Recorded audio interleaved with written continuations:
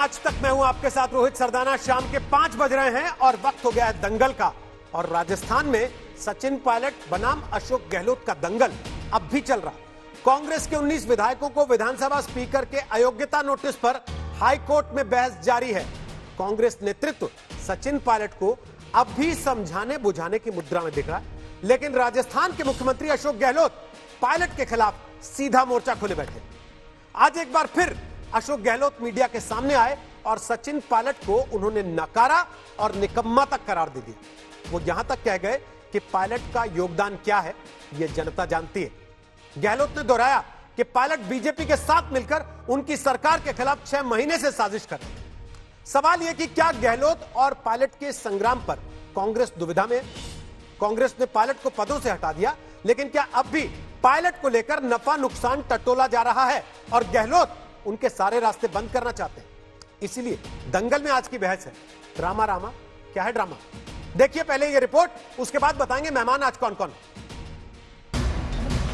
किस रूप में उन्होंने पिछले 6 महीने से कॉन्स्पिरेसी करी थी इस रूप में। राजस्थान के मुख्यमंत्री अशोक गहलोत एक बार फिर मीडिया के सामने आए और पूर्व डिप्टी सीएम सचिन पायलट के खिलाफ ऐसा मोर्चा खोल बैठे कि उनके लिए कांग्रेस में संभावनाओं के दरवाजे बंद हो जाएं। हम जानते थे कि निकम्मा है, नकारा है, कुछ काम नहीं कर रहा है, खाली लोगों को लड़वा रहा है।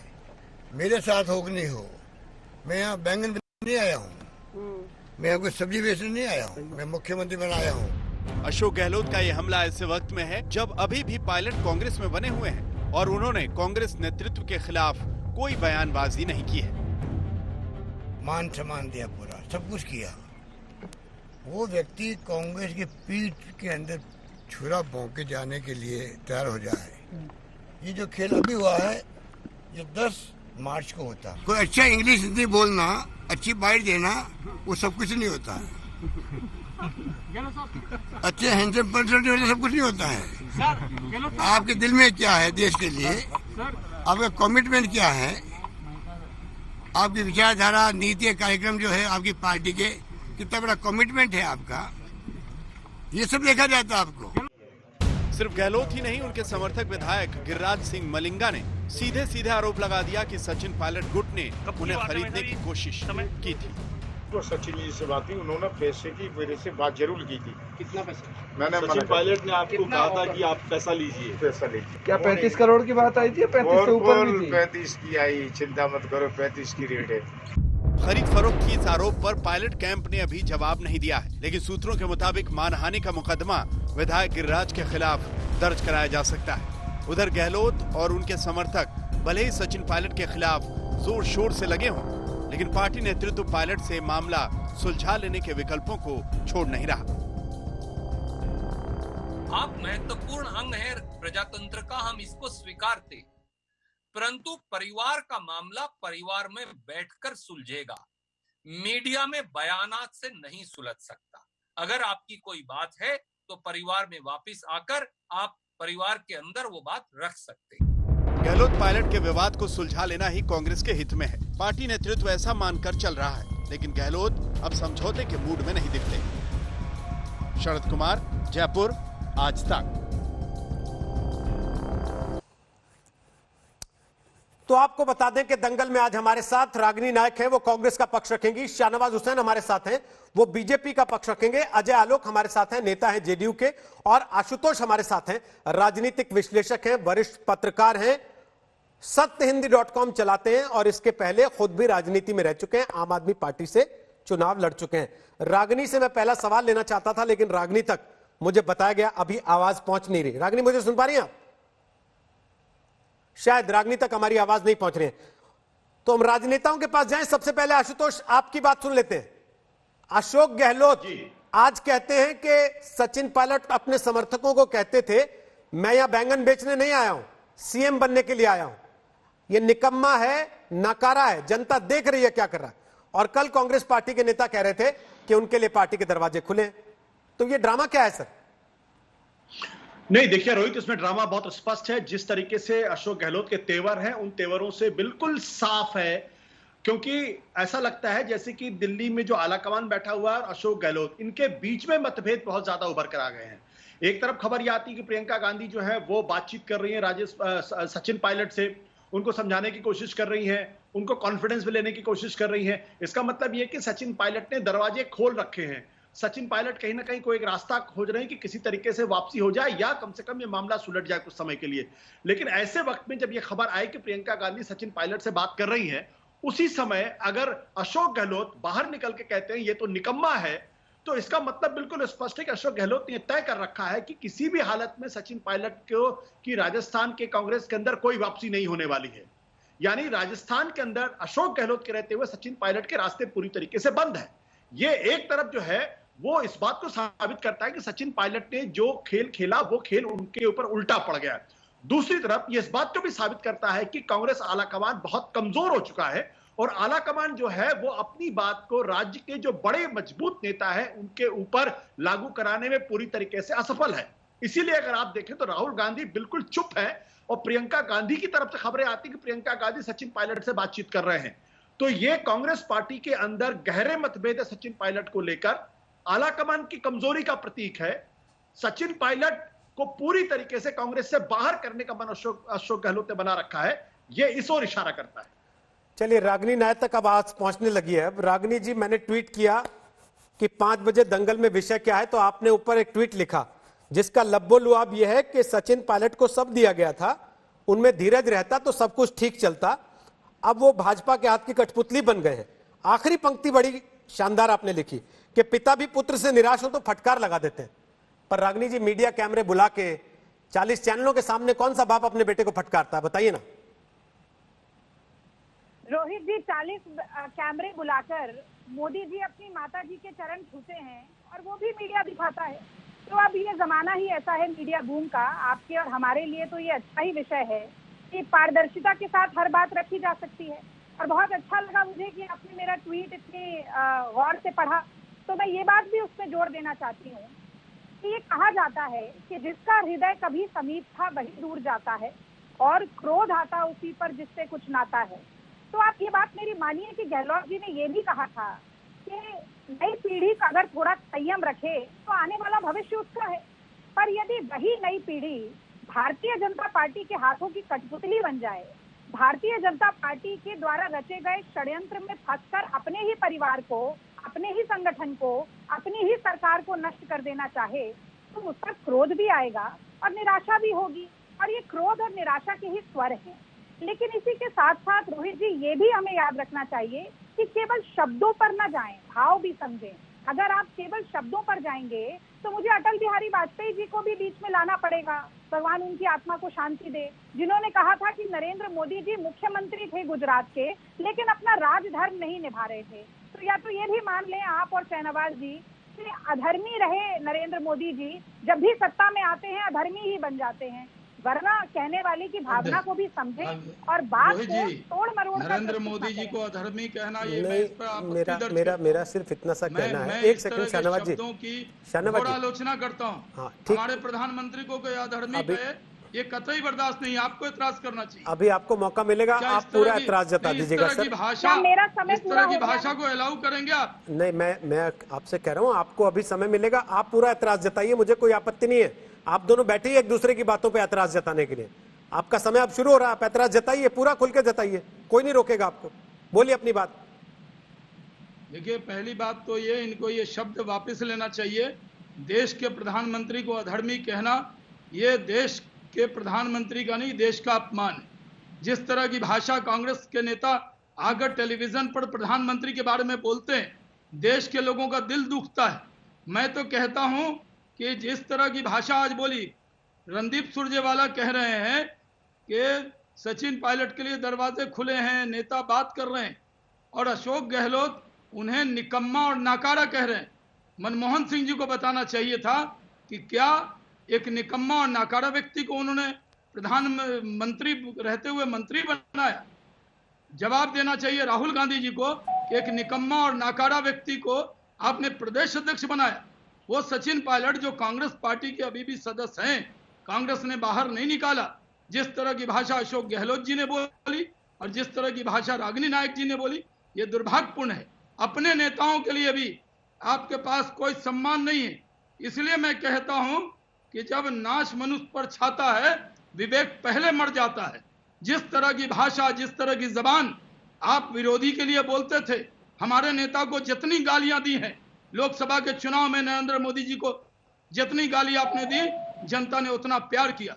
लेकिन आप अपने ही पार्टी के नेता को मनमोहन सिंह जी कह दें कि उन्होंने प्रधानमंत्री रहते मंत्री बनाया तो निकम्मे को बनाया।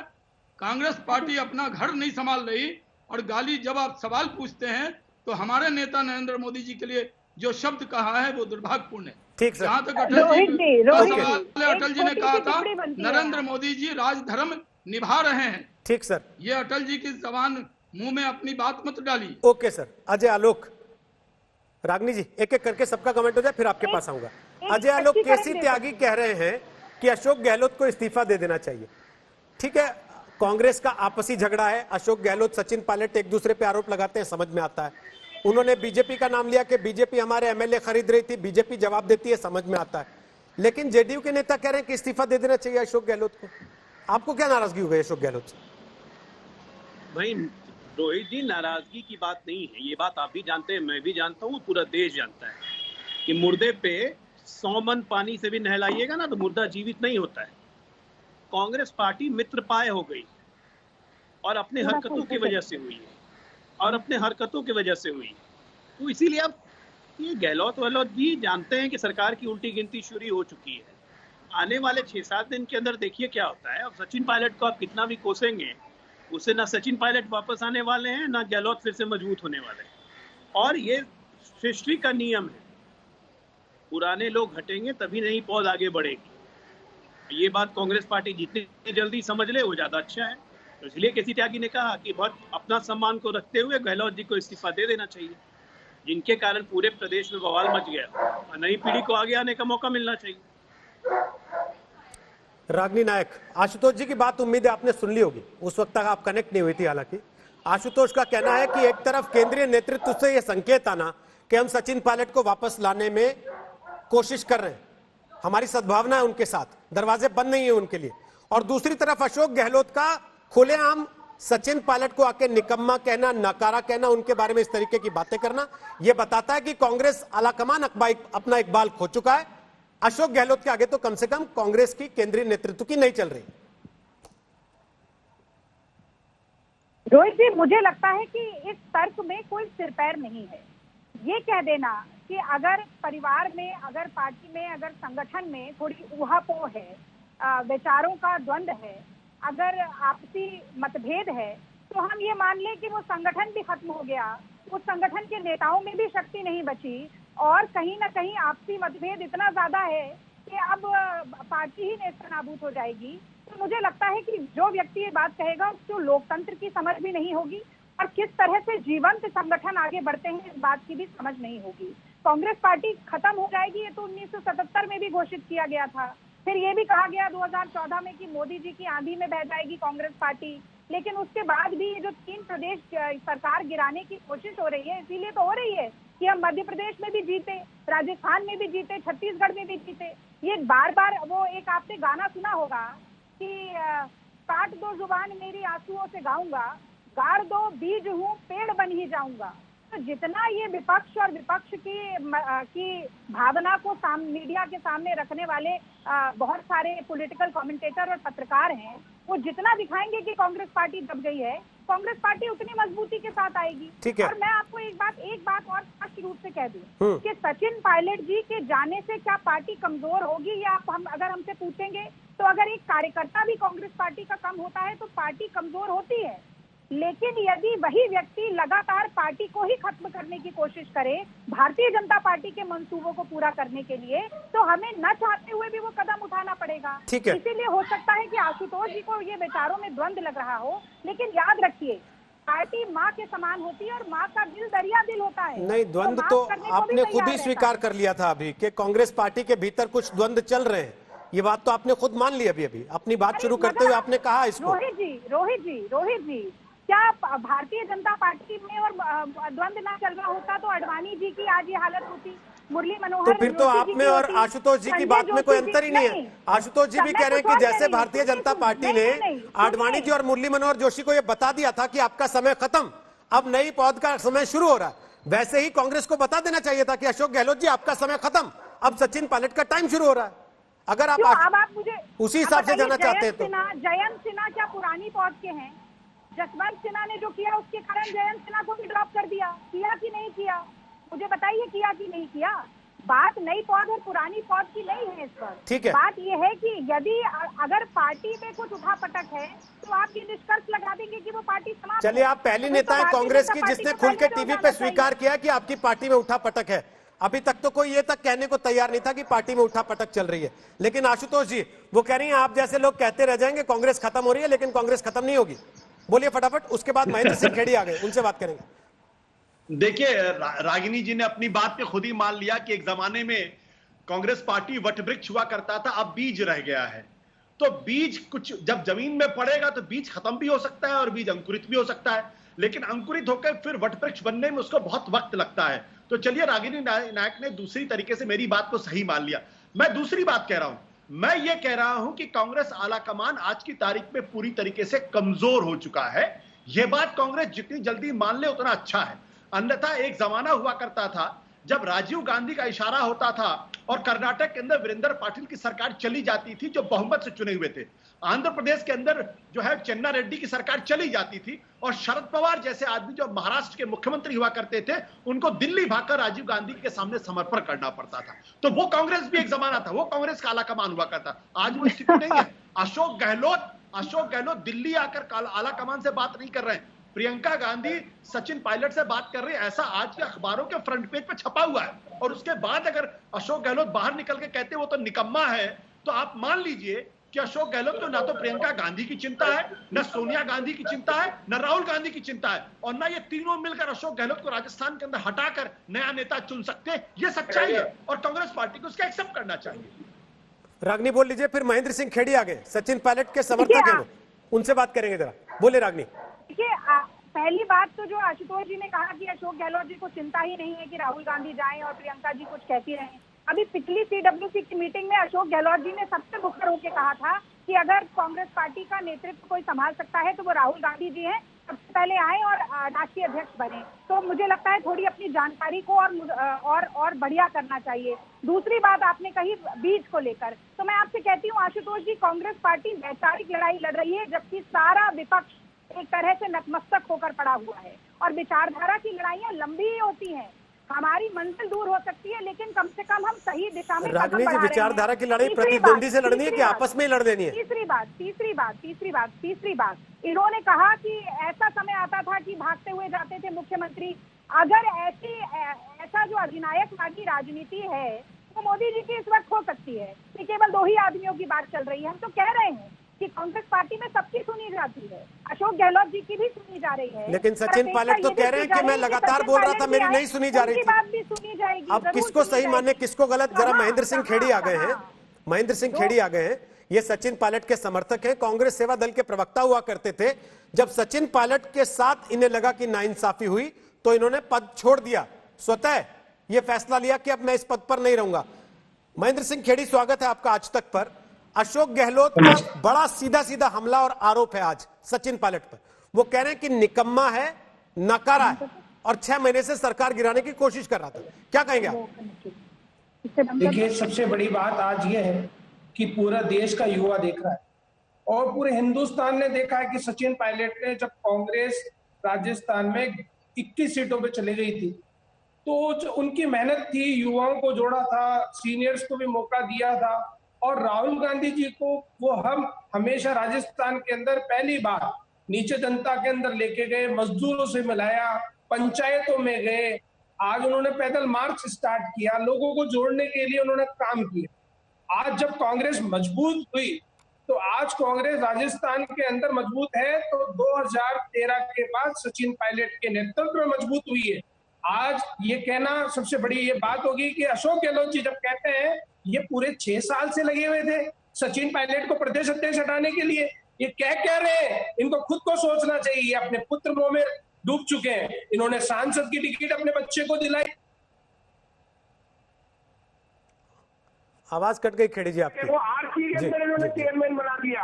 आज पुत्र मोह में चले गए, आला कमान की सुन नहीं रहे, खुद फैसले कर रहे हैं। इमीडिएटली फैसले करे जा रहे हैं। रागनी, इससे पहले मैं शाहनवाज जी के पास जाऊं, उन्होंने एक और आरोप लगा दिया पुत्रमोह का। एक तरफ दिल्ली नेतृत्व पर पुत्रमोह का आरोप लग रहा पहले से, अब इन्होंने स्थानीय नेतृत्व पर भी पुत्रमोह का आरोप लगा दिया। ये आप मुझसे पूछ रहे हैं? जी रागिनी जी, आप ही से पूछ रहा हूं। अब देखिए, पुत्र मोह पर बात निकलेगी तो बहुत दूर तलक जाएगी। मुझे पंकजा मुंडे की बात भी करनी पड़ेगी। जयंत सिन्हा का नाम मैं ले चुकी हूँ, अनुराग ठाकुर, और वो जो वहाँ शाहजी बैठे हुए हैं, उनके बेटे जो बीसीसीआई में बहुत बड़ा क्रिकेट खेलते थे, तो बीसीसीआई के अध्यक्ष मतलब बने इनके बेटे हैं, इसलिए आप अपने बेटों को जायज बता देंगे पार्टी के साथ। मुझे ये लगता है, सुनिए ना, सुनिए, नहीं, मैं सुनिए, मेरी बात सुनिए। ये मीडिया का जो चित भी मेरी और पट भी मेरी वाला रवैया है। मैडम, मीडिया का तो ना चित है ना पट है, और ना ही सिक्का है। सिक्का भी आप में से कोई ना कोई अपनी जेब में रख के ले जाता बाद में। हमारा ना चित है ना पट है, तो ये गलतफहमी निकाल देनी चाहिए। मुझे बोलने दीजिए। अरे भाई साहब, जब तक चलेगा मैं कम से कम प्रवक्ता के रूप में अपना सिक्का तो आपके शो पे थोड़ा सा चला दूं। हाँ, उछालिए ना, कोई दिक्कत नहीं है, ये जनता तय करती है उसके बाद। मेरा कहने का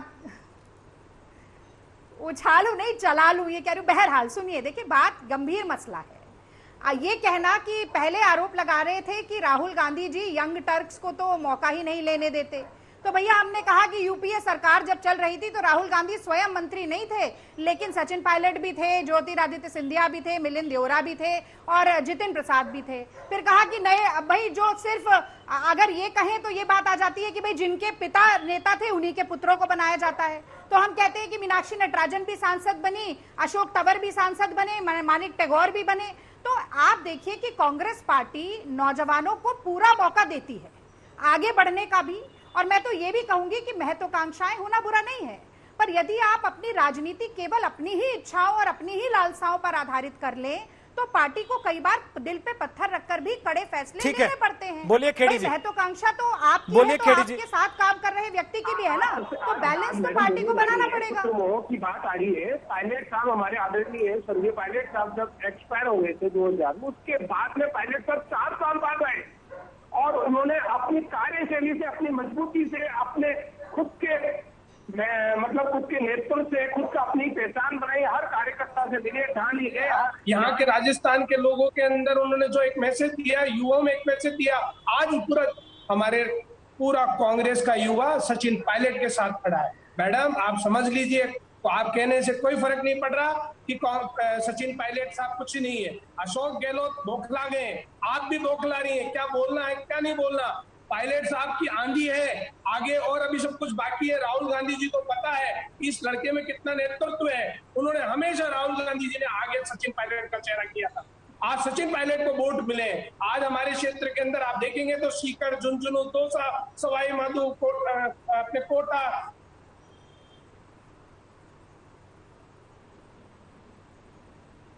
आवाज इन जगह अगर सचिन पायलट साहब की चेहरे को वोट मिले हैं, अजमेर, इन चेहरे सिर्फ ओनली सचिन पायलट के चेहरे को मिले।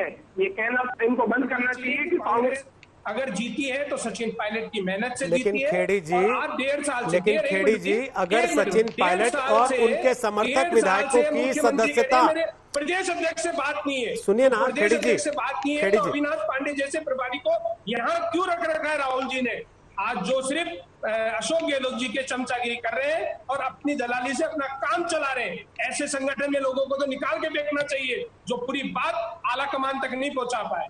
तो इन बातों को ध्यान रखना पड़ेगा आप लोग। ठीक है, रागनी कुछ बोलना चाहते हैं, बोल लीजिए, फिर शरद और शाहनवाज जी वेट कर रहे हैं, शाहनवाज जी के पास और आलोक के पास, अजय आलोक के पास। बोलिए रागनी, फटाफट छोटा सा कमेंट, जो बातें ये कह रहे हैं आपके लिए।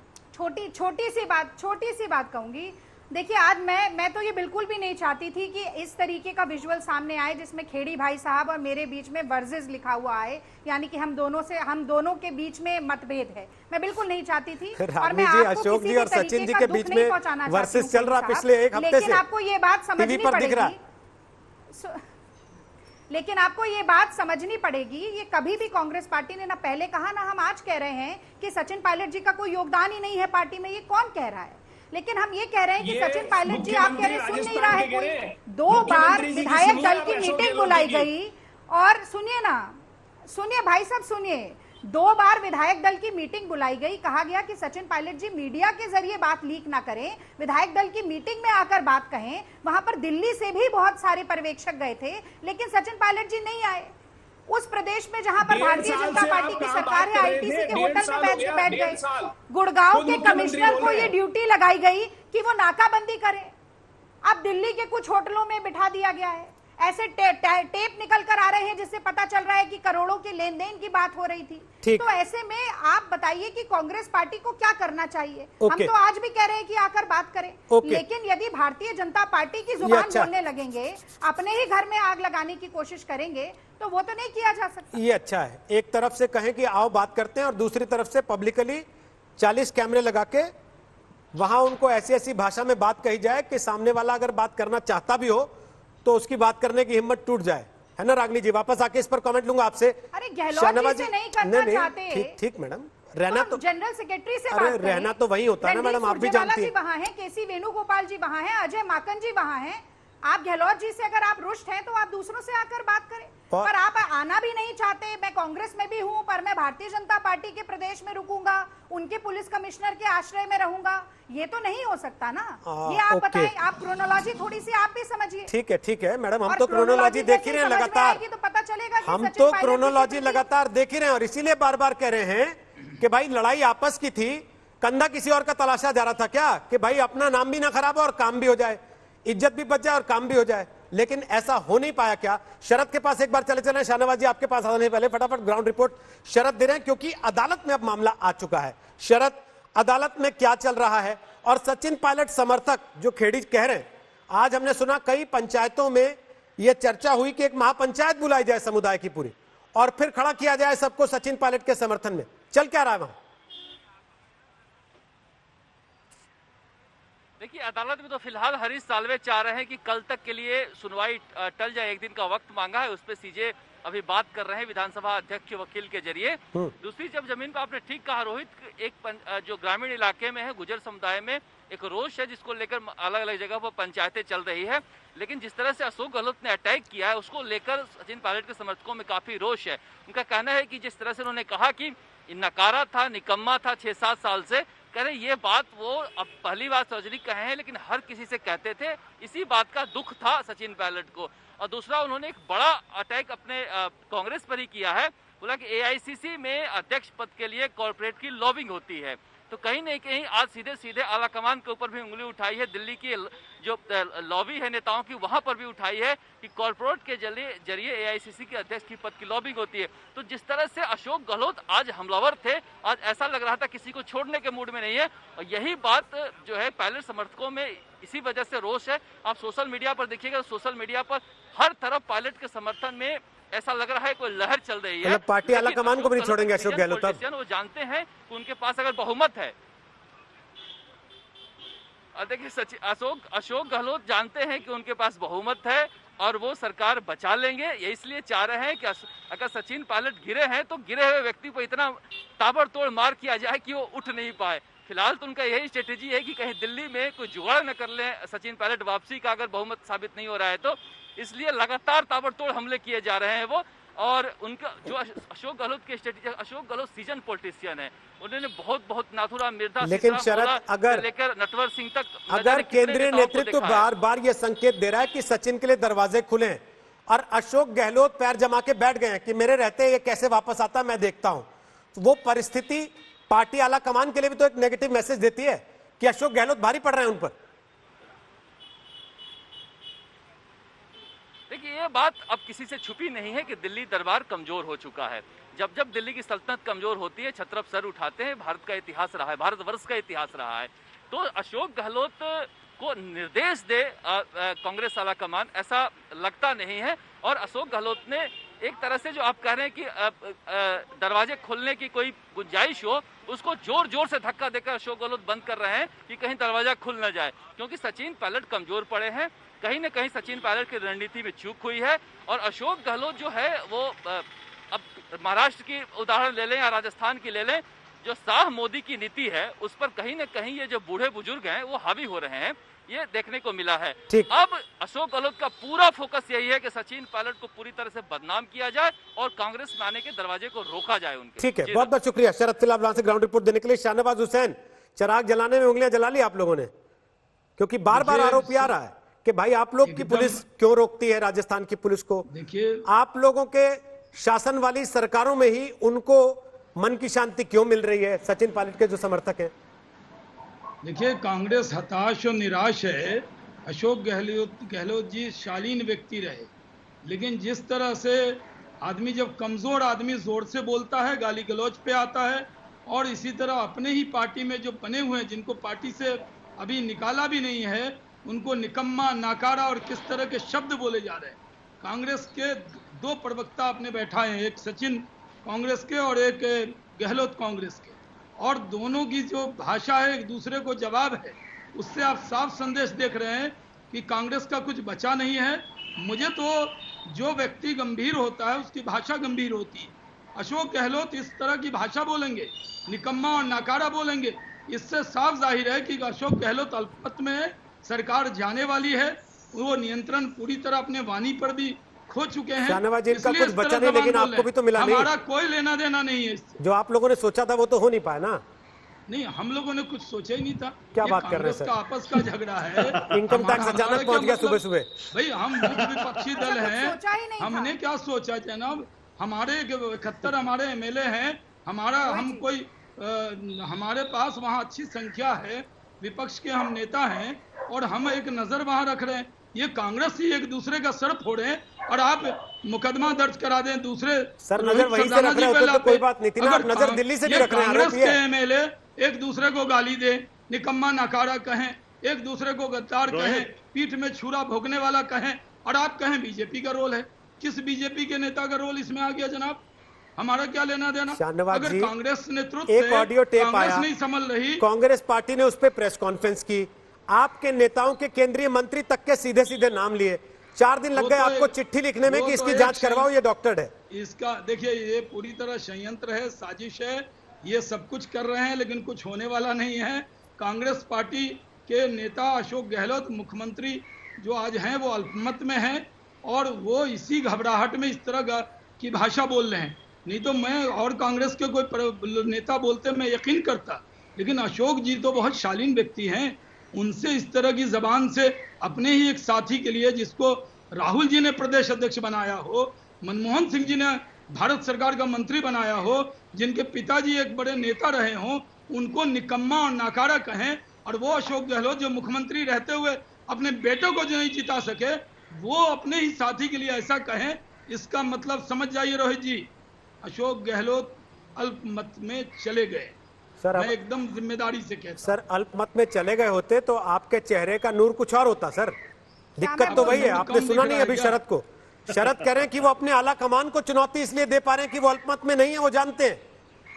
अब आला कमान को चुनौती आप ही खबर दिखा रहे हैं रोहित जी, प्रियंका जी बात कर रही हैं, आपके सोर्स बता रहे हैं, आपके रिपोर्टर बता रहे हैं। प्रियंका जी, राहुल जी बात अगर कर रहे हैं तो क्या निकम्मे और नाकारे आदमी से बात कर रहे हैं? सचिन पायलट इंपॉर्टेंट प्रियंका जी के नजर में और राहुल जी के नजर में इंपॉर्टेंट है, ठीक है, और रागिनी जी और अशोक गहलोत के नजर में इतना उनके लिए अपमान कर दिया जाएगा, उनको पीठ में छुरा भोगने वाला बता दिया जाए। ठीक है, आशुतोष कुछ कहना चाह रहे हैं पहले बात पे यकीन करें। ठीक है, आशुतोष बोलिए, फिर अजय आलोक, फिर रागिनी जी, प्लीज थोड़ा वेट करना पड़ेगा। देखिए, काफी देर से वेट कर रहे हैं दोनों। देखिए, शाहनवाज भाई जो बात कह रहे हैं, आज उनको सचिन पायलट पे बड़े सुर्खाब के पर नजर आ रहे हैं, और ऐसा तब होता, पड़ोसी की नजर पड़ोसी के बेटे पर तब होती जब बेटे पर नहीं उसकी संपत्ति पे नजर होती है। तो दरअसल सचिन पायलट के लिए इतनी अच्छी शब्दों का इस्तेमाल करना कि देखो मंत्री बना दिया, ये बना दिया, वो बना, इसका मतलब आप समझिए राजनीति के अंदर। लेकिन एक बात बताऊं, राजस्थान के अंदर कुछ नया हो रहा है। क्या नया हो रहा है? अब तक कर्नाटक के अंदर या महाराष्ट्र के अंदर या मध्य प्रदेश के अंदर जब भी कांग्रेस की सरकार अस्थिर होती थी, तब ये सीआरपीएफ के लोग, इनकम टैक्स के लोग, ईडी के लोग जो है, वो उन जगहों पे जाके छापे मारने की कोशिश करते थे जहां कांग्रेस के विधायक छिपे होते थे। आज स्थिति उल्टी हो गई है। आज राजस्थान की जो पुलिस है, राजस्थान की सरकार के जो नुमाइंदे हैं, वो उन इलाकों में जा रही जहां पर बीजेपी ने उन विधायकों को संभाल के रखा हुआ है। एक होटल में तो घुसने नहीं दिया, घुसने दिया तब तक वहां सारे एमएलए गायब हो चुके थे, दूसरे रिसोर्ट में गायब हो चुके थे। यहाँ केंद्रीय मंत्री शेखावत है, उनकी पड़ताल हो रही है, उनके खिलाफ एफआईआर दर्ज हो गया है, उनके वॉइस सैंपल की बात हो रही है। ये सब उल्टा हो रहा। जो काम बीजेपी किया करती थी दरअसल अब वही काम अशोक गहलोत ने करना शुरू कर दिया। किसने कहा तो कि बीजेपी जो है बीजेपी बीजेपी की हालत थोड़ी खराब हो चुकी है। इसका मतलब समझिए आप, आपको उल्टा हो किसने गया बोला? खेल। आपको याद होगा कि डीके शिवकुमार के रिसोर्ट में कैसे जो इनकम टैक्स और ईडी पहुंच गई थी। आज पहले दिन तो इनकम टैक्स ईडी जयपुर पहुंची, लेकिन उसके बाद से इनकम टैक्स ईडी गायब है। खुद इनके अपने केंद्रीय मंत्री को सफाई देनी पड़ रही है। तो मामला उल्टा हो गया है। इसीलिए कह रहे हैं हमको फ्लोर टेस्ट नहीं चाहिए। ओके, अच्छा, आपको किसने बोल दिया कि बीजेपी ने छिपा रखा है? आशुतोष जी, क्या सोर्स है आपका? शाहनवाज जी, आप गए थे देखने के लिए कि किसने छिपा रखा है? इन्वेस्टिगेशन एजेंसी हो गए आप। शाहनवाज जी, आप तो कैबिनेट मिनिस्टर रह चुके हैं। आप कम से कम बीजेपी के दूसरे प्रवक्ताओं वाली भाषा मत बोलिए। आप समझदार आदमी हैं। दूसरा बीजेपी का प्रवक्ता बोलता मैं मान लेता हूं। आप तो समझदार आदमी हैं, आपसे पूछ रहा हूं कि आपको किसने कह दिया कि बीजेपी ने छिपा रखा है? मैं तो यही आपसे गुजारिश कर रहा हूं, खोजी पत्रकारिता कर रहे हैं। शाहनवाज जी, एक बात तो आपको बतानी चाहिए ना। एक सेकंड शाहनवाज जी, 3 दिन पहले एसओजी की टीम पहुंची भंवरलाल शर्मा से पूछताछ करने। हरियाणा की पुलिस ने अंदर नहीं जाने दिया, पौन घंटे दरवाजे पे खड़े रहे। उसके बाद जब रिजॉर्ट में घुस भी पाए तो भंवरलाल नहीं मिले उनको वहां। कहां चले गए? रिजॉर्ट के अंदर ही अंदर से गुम हो गए। सर देखिए जनाब, कोई पुलिस किसी राज्य में जाती है और राज्य को इन्फॉर्म करती है, उसमें थोड़ा समय लगा होगा। सर किसी चोर, डाकू, लुटेरे, हत्यारे, इनामी बदमाश को ढूंढने जाती है तो करती है ना सर। कर रहे हैं शाहनवाज भाई, क्या बात नहीं, क्या बात कर रहे हैं? क्या बात? यानी आप कोई पुलिस कहीं चली जाएगी? यानी नहीं, मैं आपको कह रहा हूँ कि कोई पुलिस जाएगी तो राज्य के अलग राज्य। अरे भाई सुनिए आशुतोष जी, कोई पुलिस कहीं जाएगी तो उस राज्य के डीजीपी को या पुलिस को खबर करेगी या गन उठा के चल देगी? खबर किया होगा। हरियाणा पुलिस कोई नहीं रोका। वो जो बेंगलोर के डीके शिवकुमार के रिसोर्ट में गई थी, क्या वहां आपकी सरकार ने, आपके एजेंसी ने परमिशन ली थी क्या? इनकम टैक्स ने? इनकम टैक्स किससे परमिशन लेता? कांग्रेस ऑफिस से। वो तो फिर क्यों आप कुतर्क क्यों कर रहे हैं? इनकम टैक्स को मेरे घर या आपके घर आने के लिए परमिशन लेना पड़ेगा क्या आशुतोष जी? ठीक सर, एक सेकंड रोकते हुए जरा, आप दोनों को रोकते हुए। अजय आलोक, आपके पास आ रहा हूं कमेंट लेने के लिए, लेकिन उसके पहले जरा अशोक गहलोत का एक बयान सुन लेना चाहिए। सचिन पायलट पर हमले में अशोक गहलोत ने आज एआईसीसी अध्यक्ष पद के लिए कॉर्पोरेट स्पॉन्सरशिप तक की बात कर दी, जिसका अभी शरद कुमार हमारे सहयोगी जिक्र कर रहे थे। जरा हम उस बयान को सुनवाएं, उसके पहले अजय आलोक अपना कमेंट कर लीजिए फटाफट। ये जो पूरा घटनाक्रम चल रहा है, इसमें राजस्थान से क्या राजनीतिक मैसेज राजनीतिक पार्टियों के लिए है और देश की लोकतांत्रिक व्यवस्था के लिए? देखिए, राजस्थान का पूरा घटना तंत्र से कांग्रेस पार्टी के लिए बहुत अच्छा मैसेज है और गांधी परिवार के लिए खराब मैसेज है। क्योंकि कांग्रेस परिवार, माननीय नेहरू जी ने अगर महात्मा गांधी की बात मानी होती तब तो आज़ादी के बाद से ही कांग्रेस पार्टी को पार्टीशन के बाद खत्म कर देना चाहिए था। नहीं मानी, कांग्रेस नेहरू बना के चलाया। फिर जब विद्रोह के स्वर उठे, इंदिरा गांधी फुल पावर में आई तो कांग्रेस आई बन गई। ये क्रम चलता रहा और राजस्थान, मध्य प्रदेश, हर स्टेट में अब धीरे धीरे कमोबेश कांग्रेस परिवार का हर युवा व्यक्ति अब गांधी परिवार के चंगुल से निकलने को बेचैन हो रहा है।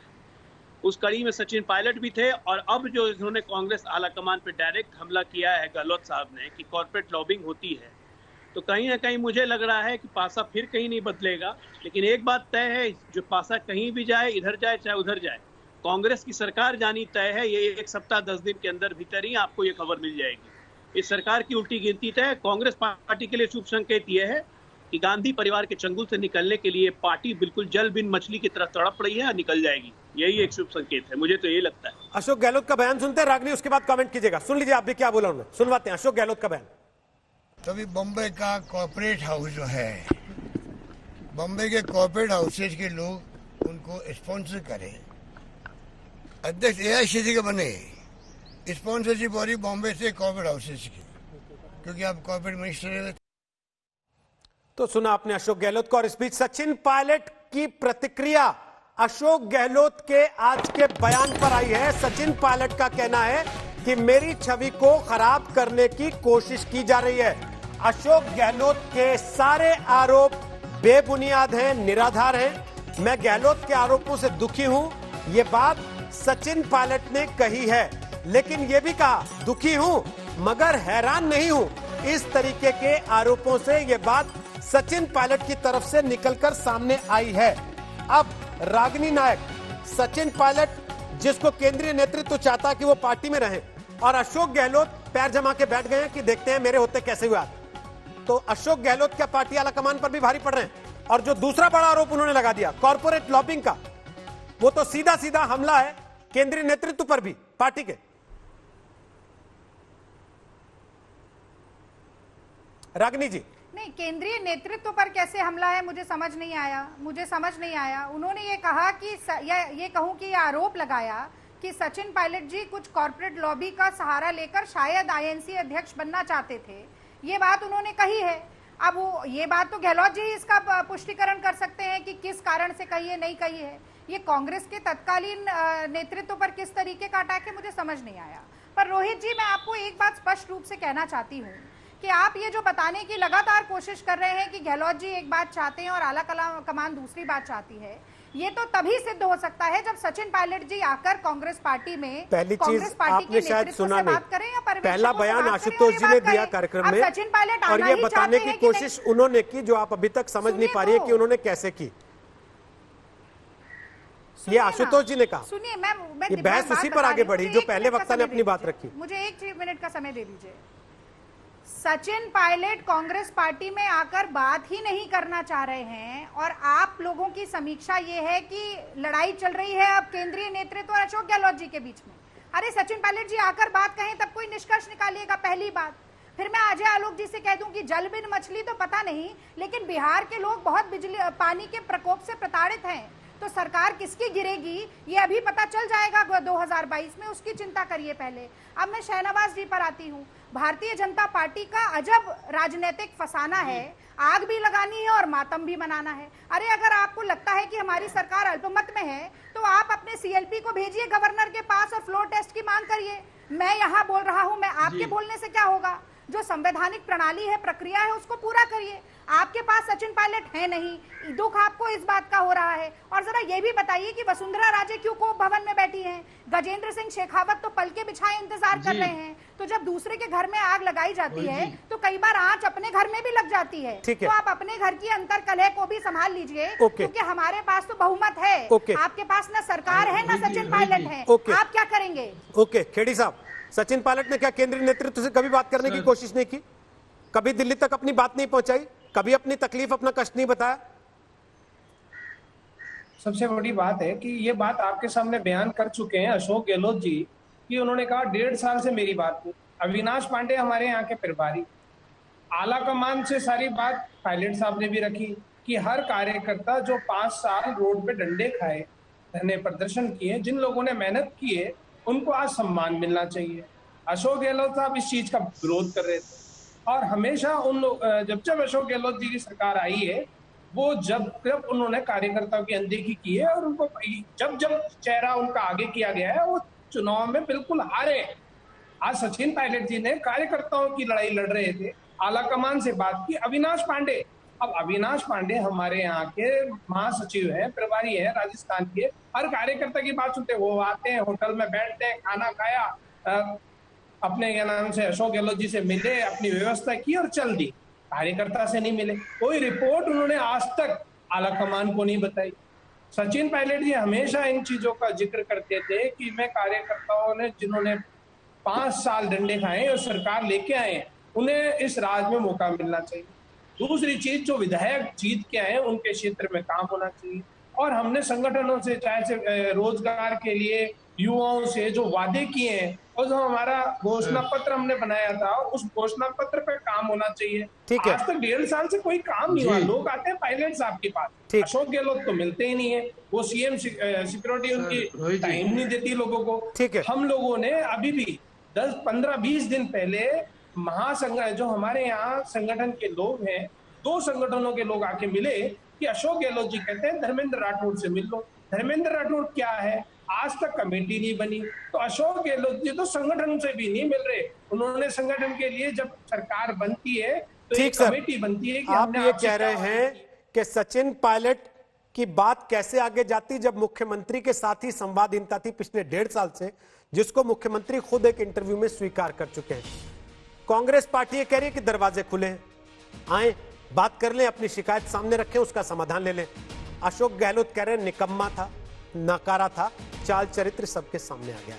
इसीलिए सवाल बार बार उठाना पड़ रहा है कि रामा रामा कब तक चलेगा ये ड्रामा। मैंने आज आपसे सवाल पूछा था, क्या गहलोत पायलट की लड़ाई से कांग्रेस धर्म संकट में है? जनता ने जो जवाब दिए, 83% लोगों ने, 83% लोगों ने कहा हाँ कांग्रेस इस लड़ाई से धर्म संकट में है, जबकि 17% को लगता है कि नहीं, ऐसा नहीं।